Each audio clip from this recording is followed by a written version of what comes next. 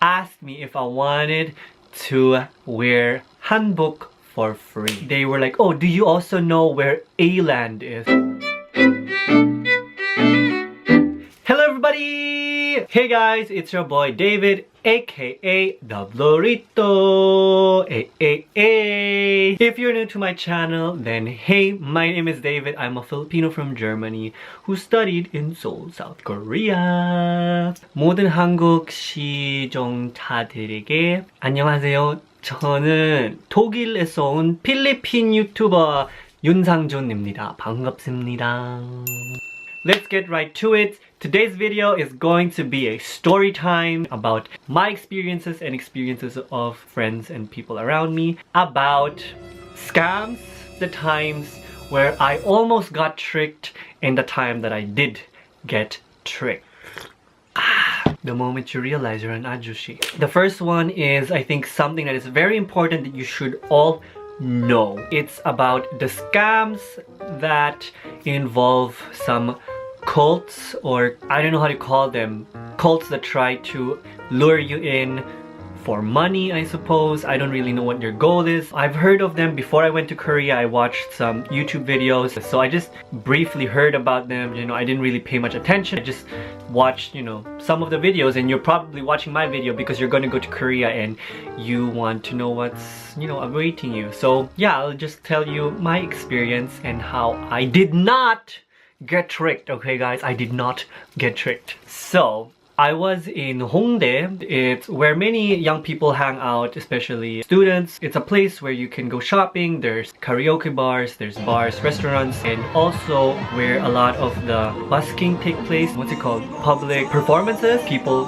sing and dance, perform. And that's where you go, to Hongdae. And I personally have to say, I like that atmosphere. I like hanging out there a bit, especially in the summer evening time. It's very nice. So I'm just telling you that this place is still a good place. It's not a bad place, okay? Just before we get into the story. So here I was in Hongdae. I've been there several times, and here come these two Korean girls, and I could tell they grew up in Korea, and I could tell that they were Korean. Once you're there, you'll be able to tell the difference. You just know those people were Korean. Definitely, they were Korean. So anyway, besides the fact, they were walking. It was near where H&M is and where the busking area is. So I was walking there and they approached me, and this is very strange because I feel like I don't really look Korean. On that day in particular, I felt I looked very much like a foreigner, and they approached me speaking in English right away. Okay, in English. They asked me, do you know where this station is? I so happen to know where that station is, so I told them, you have to take this subway line, etc, etc. And for me it was a bit strange because as of what I remember, that station is nowhere near Hongdae. So for me it's like, why would you look for that station here? You're in Hongdae.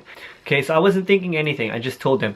And then after, while I was explaining to them, I could tell they were not really listening. It seemed like they wanted to ask me the next question right away. So after I answered that, they were like, oh, do you also know where A-land is? Do you also know where A-land is? A-land is a shop, I guess. So I said, no, I don't know where there is an A-land. And I said, after I said no, it was like a Q&A. They were like asking me questions one after the next. Then they were asking me where I am from. They asked me, why am I in Korea?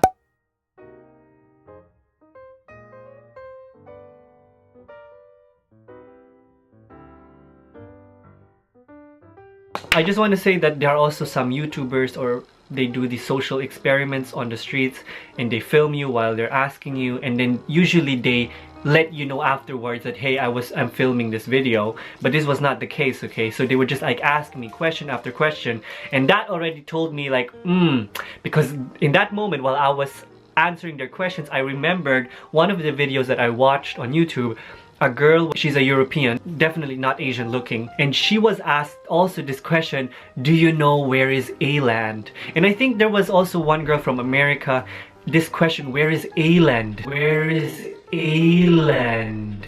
Okay, and for us it's like so strange. Why would you ask a foreigner why if we would know where A-land is in a pool of Korean people who most probably will know? I just want you guys to know, Koreans, when they are asked, usually they help you. Usually they'll check on their phone and tell you where to go, okay? But I just, you know, in this, I knew that there was something off, and I could tell that they didn't care about my answer, so they were just like one question after the next.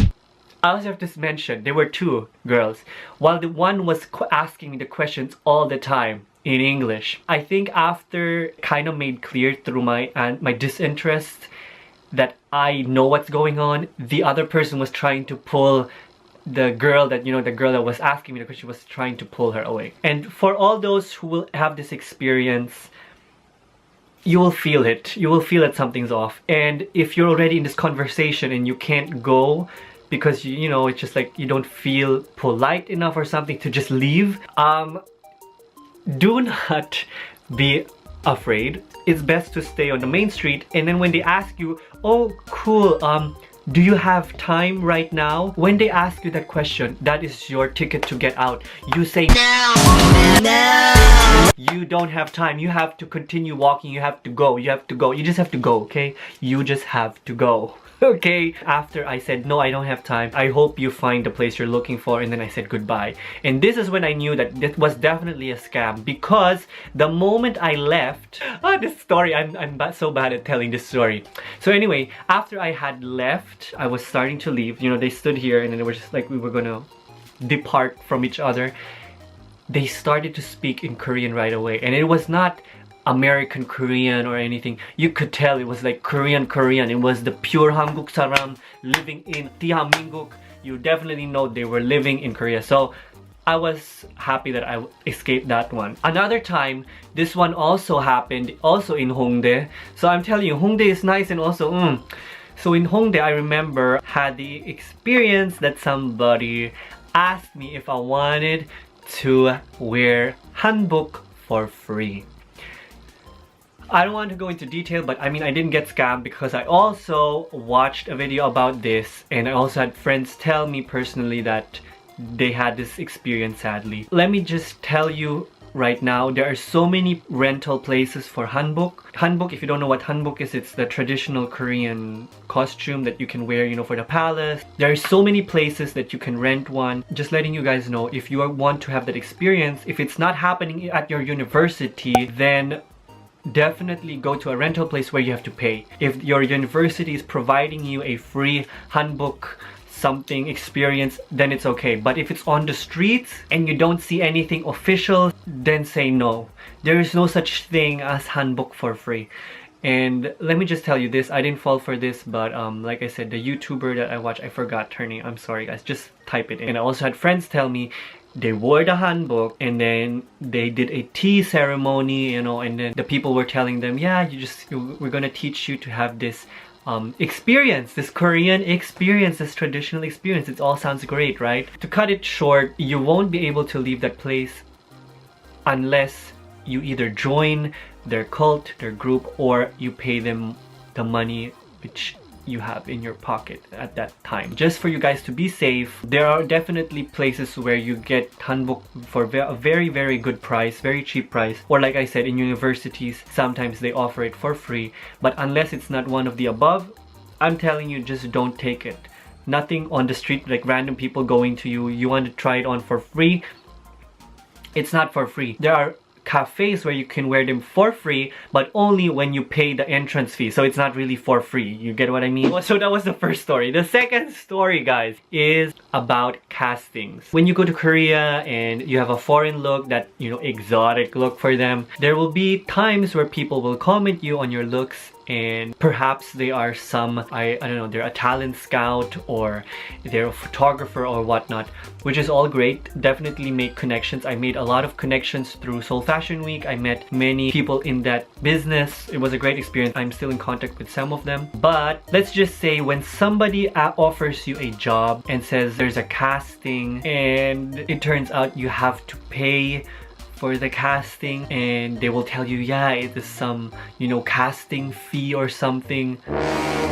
That's already fishy. I mean, I know there are some companies that do that, but let's just say please don't be so desperate that you would pay to be going to or attending a casting and then you're not even sure if you're gonna get the part. Also, when you go to a casting, please let somebody know that you're gonna go. Maybe even go with a person, because if you're not fluent in Korean, and I mean even Koreans get scammed, it's always good to let someone know that you're going to a casting, and also if they can join you just to go with you, because if the casting is at a very shady place, and I think you know what I mean when I say shady place, I wouldn't even go there anymore.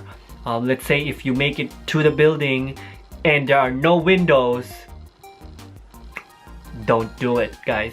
Don't do it. Just letting you know, if you make connections in the fashion industry, people want to cast you for movies or something, always let a friend know or a friend join you. I didn't get scammed by this, but I did get, you know, casting offers, and one of them was shady. They wanted me to pay, but then the others usually were for free, and some would even say they would give you they would give something for your time. But now that I think about it, that doesn't sound right either. I didn't go to that one either, but yeah, now that I think about it, that doesn't sound very legit. Going to repay you or reimburse you for your time. No, that's probably also a scam, guys. Don't do it. Yeah, anyway, that was the second story time, and now the third story time is probably one that you guys want to know, I guess. So guys, I'm going to make a cut here because it would have been a long video. It would have been over 20 minutes, and I asked you on Instagram if you preferred one long video or two parts of this storytime scams in Korea.